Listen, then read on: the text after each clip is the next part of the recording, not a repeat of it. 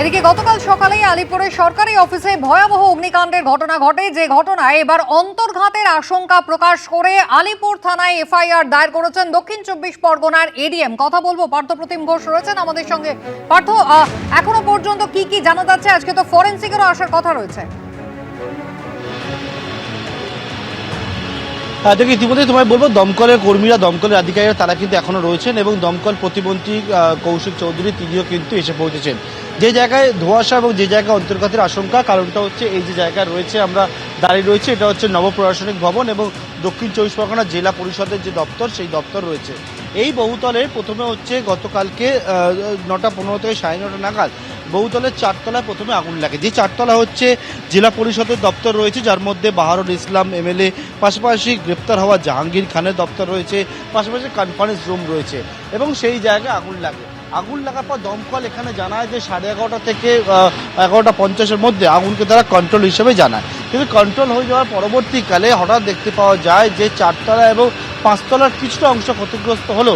হঠাৎ করে দেখা যায় যে 9তলা এবং 9তলায় দাউ দাউ করে আগুন জ্বলছে এবং সেই আগুন 10তলাতেও ছড়িয়ে গেল। 9তলাতে যে জায়গায় আগুন জ্বলছে দেখা যায় সেখানে হচ্ছে মিড ডে মিল সেকশন রয়েছে এবং 10তলাতে যে জায়গায় আগুন ছড়ায় সেখানে হচ্ছে ইভিএম এর স্ট্রং রুম রয়েছে। এই যে মাঝের যে ফ্লোর রয়েছে, অর্থাৎ 4-5-এর পরে হচ্ছে 6-7-8, এই তলগুলিতে ভেতরে কিন্তু আগুন লাগেনি বলে দমকল দেখতে পায় এবং তার জন্যই তারা বলছে যে তারা দমকলের পরিবেশে যাকে বলে আনইউজুয়াল ফায়ার, এবং তারা বলছেন যে ভেতরে সেই অর্থে আগুন যখন লাগলো না মাঝের ফ্লোরগুলিতে, হঠাৎ করে এই ফায়ার ট্রাভেল করলো কিভাবে 9তলায় এবং তার পরবর্তীতে 10তলায় লেগে গেল। এবং এই যে জায়গায় এখানে একটা ধোঁয়াশা বা অন্তর্ঘাতের আশঙ্কা তারা কিন্তু করছেন। কারণ হচ্ছে যখন এই আগুন লাগে তার পরবর্তীকালে হচ্ছে এখানে বিদ্যুৎ সংযোগ ব্যবস্থা বিচ্ছিন্ন করে দেওয়া হয় এবং যে সময় আগুন লাগে, আগুন লাগার কারণ কি? কারণ সমস্ত দপ্তর বন্ধ অবস্থায় ছিল। যে জায়গা থেকে ধোঁয়া প্রথমে দেখতে পাওয়া যায়, কনফারেন্স রুম, সেটা বন্ধ ছিল। বাহারুল ইসলামের অফিস ঘর, সেটা বন্ধ অবস্থায় ছিল। সেই জায়গা থেকে কীভাবে এই আগুনটা লাগলো সেটা ঘিরেও ধোঁয়াশা রয়েছে। যারা ওপরে আটকে ছিলেন তার মধ্যে থেকে একজনকে পরবর্তীকালে দমকল এখান থেকে উদ্ধার করে, কিন্তু তিনি আটকে থাকলেন কী করে? তিনি হচ্ছে এখানকার কর্মী, তিনি হচ্ছেন গোটা বিষয় পরিচিত। ফ্রন্ট যে গেটটা রয়েছে, যেখানে সিঁড়ি রয়েছে, সেটা ওপেন অবস্থায় ছিল। কয়েকজন তারা আটকান কী করে? এরকম অনেকগুলো জায়গায় ধোঁয়াশা এবং তার পরিপ্রেক্ষিতেই এডিএম সাউথ 24 পরগনা তিনি অভিযোগ করেছেন এবং সেই অভিযোগের পরিপ্রেক্ষিতে এফআইআর হয়েছে এবং দমকল প্রতিনিধি তিনি নিজে এসেছেন, এসে কিন্তু ভিজিট করছেন। ধন্যবাদ দাদা, রাজ্যসভায় থাকলে তো আপনি দলের জন্য অনেক বেশি কাজ করতে পারতেন, মানুষের কাছে পৌঁছতে পারতেন। এটা আগামী দিন দেখা যাক বাংলার মাননীয় মুখ্যমন্ত্রী এখন কি আদেশ দিবেন। এখন সবাই ডেভেলপমেন্ট নিয়ে আমরা কাজ করব।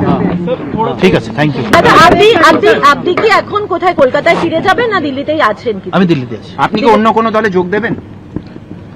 এটা সময়ের অন্য দলে যোগ দিতে চলেছেন? সময় অনুসারে বলবো। Thank you. মমতা বন্দ্যোপাধ্যায়ের সঙ্গে কথা হয়েছে আপনার দলের নেত্রী? আজকে কথা হয়নি। এর আগে আপনি কি জানিয়েছেন আপনি কি দল থেকেও পদত্যাগ করছেন? হ্যাঁ, দল থেকে করে দিয়েছেন। ওকে, থ্যাংক ইউ। এমনি তো আমাদের কমিটি ডিসলভ হয়ে গেছিল। কমিটি ডিসলভ হয়ে গেছিল। Thank you, thank you, thank you. অর্থাৎ শুধুমাত্র রাজ্যসভার সাংসদ পদ থেকে নয়, তৃণমূল কংগ্রেসের সমস্ত পদ থেকেই পদত্যাগ করলেন প্রকাশ সিং বড়াইক। জানিয়েছেন তিনি মমতা বন্দ্যোপাধ্যায়ের সঙ্গে আজকে তার কথা হয়নি, তবে ভবিষ্যতে তিনি অন্য কোনো রাজনৈতিক দলে যোগ দেবেন কিনা তা পরে জানাবেন। এবিপি আনন্দ, এগিয়ে থাকে, এগিয়ে রাখে।